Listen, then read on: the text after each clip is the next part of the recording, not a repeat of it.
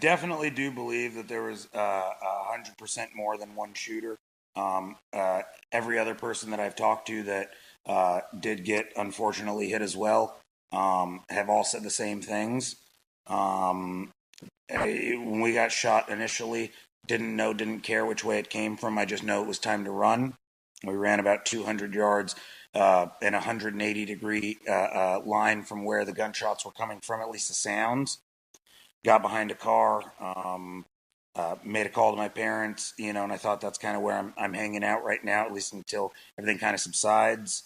Past that, I'm waiting, and all of a sudden we hear the little whizzing going by us, and the bullets are just flying by. And when something's coming up and down, or at least from a different angle, they're either going to hit the ground, they're going to a lot of different things are going to happen.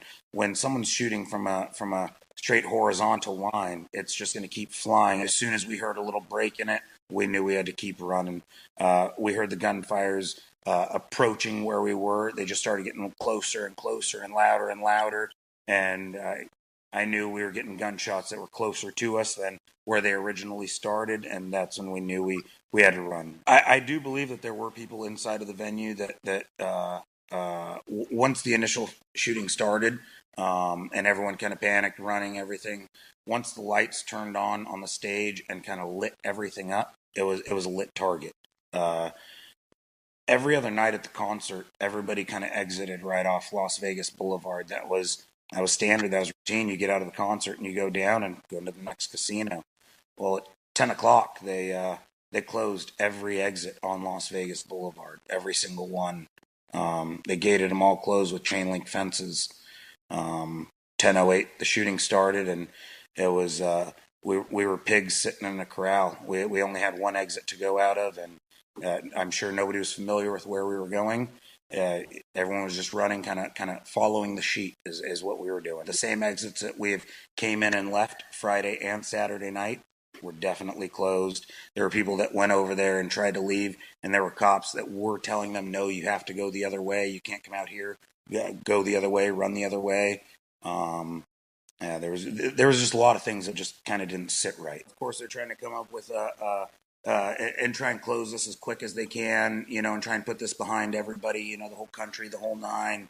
But it was just very interesting, with all the police activity, even at the hospitals, interviewing the patients. I don't think one patient has been able to leave without giving another statement, myself included. As soon as I got discharged, there were 2 federal agents that wanted to get another audio statement when I left. And I'm telling them the same thing I'm telling you. I definitely believe there were at least 3 to 5 shooters, and 100% there was not just one person shooting from the 32nd floor. You're walking out of here with a massive wound and a Band-Aid. Mm-hmm. Can you just show everyone so they understand? People don't understand the power of what just happened. You're a hunter, so you know, but... So this is where the bullet went in. That little tiny... That tiny little thing, half the size of your pinky nail.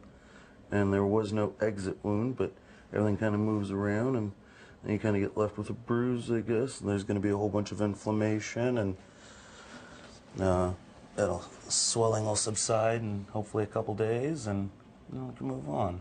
But bullet only went in, didn't come out, so... It's going to be there forever. That's never coming out. Never coming out. So you were shot as you were lying prone? Just standing still, just trying to cover up the friends. And then you managed to get up, your friends helped you. Mm-hmm. You're running as you're bleeding. We're running, gushing down blood, and finally tried to distance ourselves between us and where the gunfire was coming from, found a barrier, and that's when I noticed I was just completely, from my waist down, was just completely covered in blood. Did you think you were going to die at that time?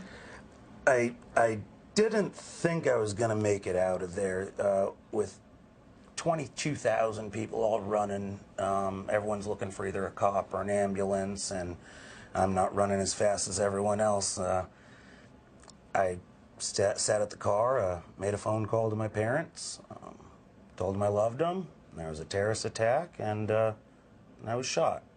I'm going to try and make it to a hospital, but I just want to let you know this is what's going on.